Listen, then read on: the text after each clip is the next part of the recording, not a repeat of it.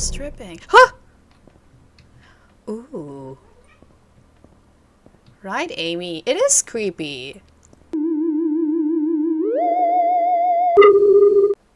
Let's play Cold Meat. Hello and welcome to Hula New Play Short in Your Games. Today I'm going to play a game by Gravity Raccoon. At least on the itch page, it's the only game they've developed, and I don't think I've ever played a game by them before, so this might be their first game. This is a short game. You are a meat delivery driver, and then I guess stuff happens with the meat, as it usually does in these kind of games. So let's just dive right in. This is a very short game, and we'll see what happens.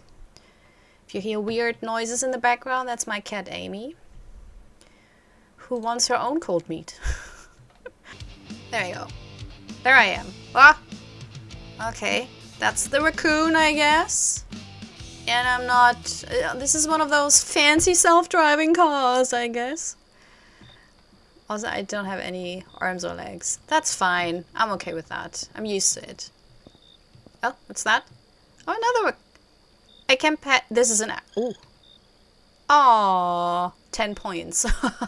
I don't... We're done here. That's it. Nothing can beat that. Alright. Wait. What? Will that be the big bad? Okay. Let's pick up the box. Kudos, honestly, for adding like little side details. I like that. Where do I have to put it? Let's just look at everything. Look at the... That's not sanitary. Like the bloody... what is it? It's not hatchet. Hatchet, maybe. This... Oh, this... No. This is disgusting.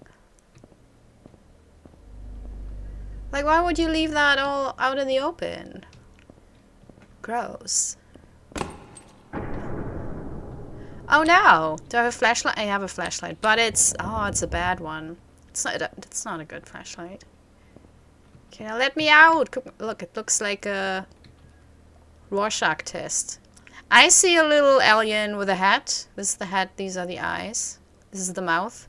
Oh, it looks a little bit like Jar Jar Binks. Oh god.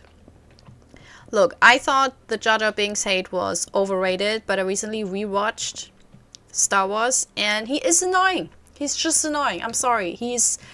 Also, the CGI is not well done. I don't know why they didn't do proper... And I think that's my main issue with it. It's not like... If they would have had really cool makeup, you know, prosthetics and everything, and a real actor, but the CGI, it aged horribly, and it gets... I don't know. Not a fan. I think it was overrated, but ew, what's that? Ew, that's not a normal animal. You look like a shark.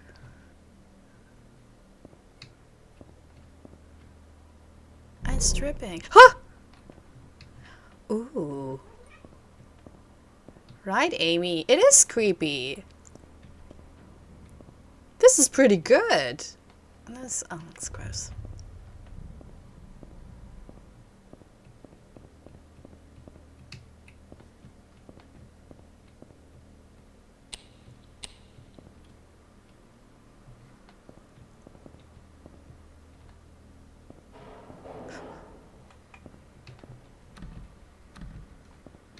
It's closed.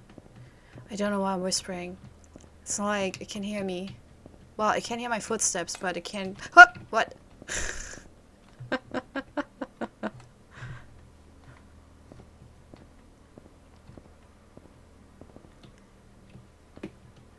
I love the random stakes. It's just... Yeah.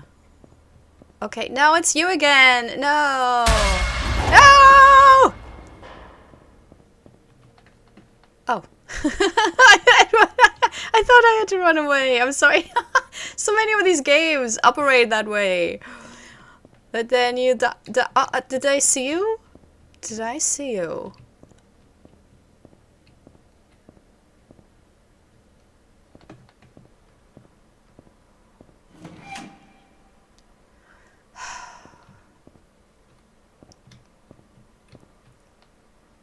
Oh no, look at that. I don't know what's creepier, the monster or the health code violations, because... Ugh. I don't wanna... Oh. Damn it. Damn it. I was not one of those games where you have to run away later on, and then you get... Are you closer? No. And then you get killed, and then you have to start again. I don't like that. I think these kind of games shouldn't start from the beginning. It should be impossible to die, or if you die, there should be like a super nice safe spot. Not saying that this will happen in this. Oh my god, that's genius. I love it. I love a cheeky... I love a cheeky developer. Well done.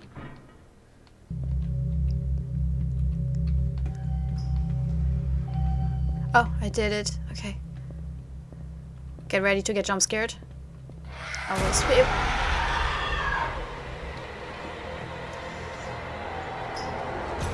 I didn't even look.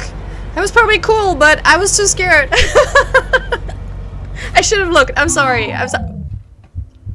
I'm sorry.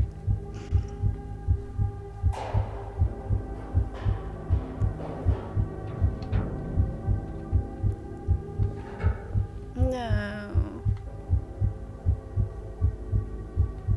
I hate how big this is. Oh no! Ooh. Oh my god! Why? What are these? Your fingers? That is wild.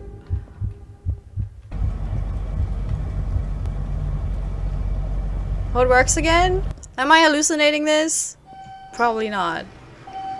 Also, this feels overly huge for just the butcher shop. I knew all the health code violations means, yeah, this is a cover-up operation.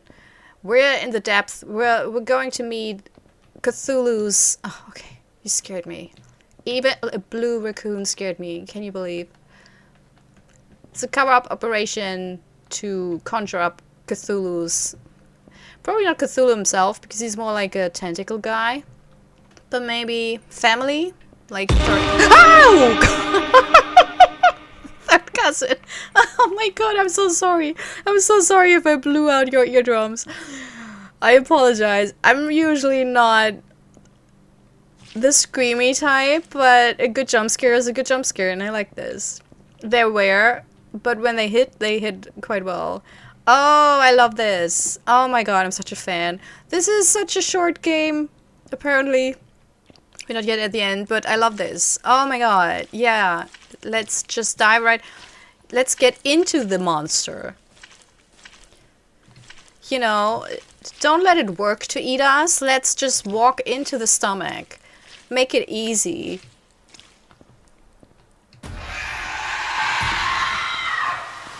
I don't know where the noise came from.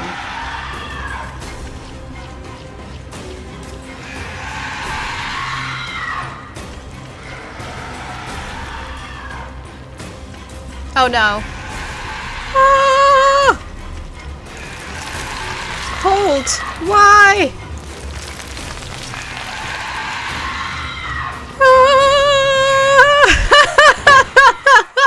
Oh my god. Oh my god. Well, oh.